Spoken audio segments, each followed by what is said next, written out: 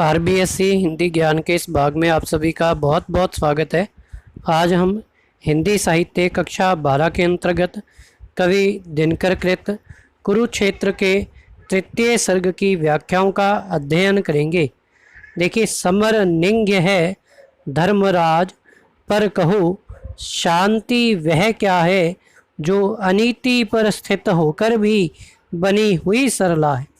देखिए, इस काव्यांश के माध्यम से युधिष्ठिर महाभारत के युद्ध के लिए अथवा महाभारत के युद्ध में हुए रक्तपात के लिए स्वयं को दोषी मानते हुए उससे विमुख होना चाहते हैं। इस संबंध में भीष्म पितामह उन्हें समझाते हुए कहते हैं कि समर निंग्य है धर्मराज, कि हे धर्मराज अर्थात युधिष्ठिर, यदि तुम युद्ध को अमानवीय निंदनीय मानते हो, पर कहो शांति वह क्या है जो अनीति पर स्थित होकर भी बनी हुई सरला है। अनीति अर्थात अन्याय। यदि युद्ध निंदनीय है तो वह शांति भला क्या है जो अन्याय अथवा अनीति के प्रभाव द्वारा स्थापित की गई है। अर्थात उस शांति की प्रशंसा भी कैसे की जा सकती है।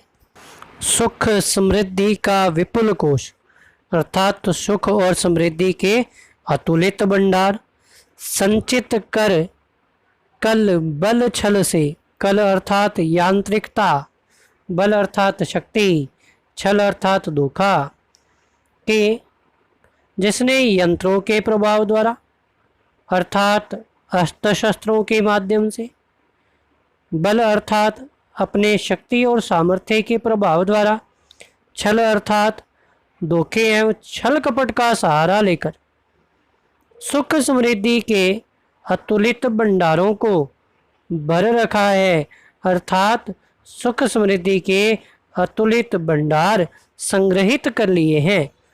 किसी क्षुधित का ग्रास छीन धन लूट किसी निर्बल से, और जिसने क्षुधित अर्थात भूखे व्यक्ति, किसी भूखे व्यक्ति के ग्रास अर्थात भोजन, कि किसी भूखे व्यक्ति के मुख का निवाला छीनकर कमजोर व्यक्ति का शोषण करते हुए धन संग्रहित किया है, उसके संबंध में तुम्हारा क्या विचार है।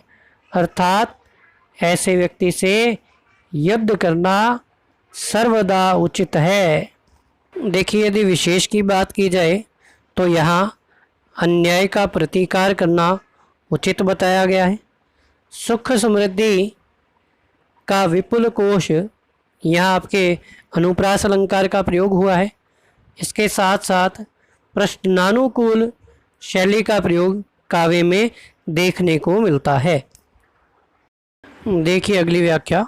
सब समेट प्रहरी बिठलाकर कहती कुछ मत बोलो, शांति सुधा बह रही ना इसमें गरल क्रांति का गोलो। गरल अर्थात विष, क्रांति अर्थात क्रांति, अर्थात क्रांति रूपी विष, अर्थात प्रतिकार का विष।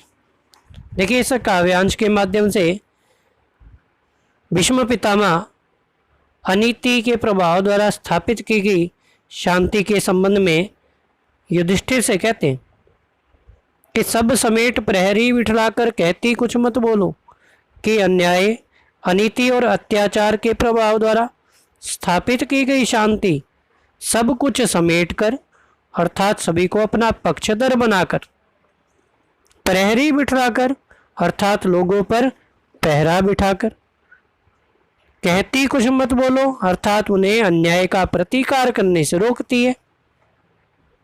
शांति सुधा बह रही ना इसमें गरल क्रांति का घोलो, कि वह लोगों से यह कहना चाहती है कि चारों ओर अमृत के समान शांति स्थापित है और इस शांति को भंग ना करो, इसमें क्रांति रूपी विष घोलकर इसे नष्ट ना करो।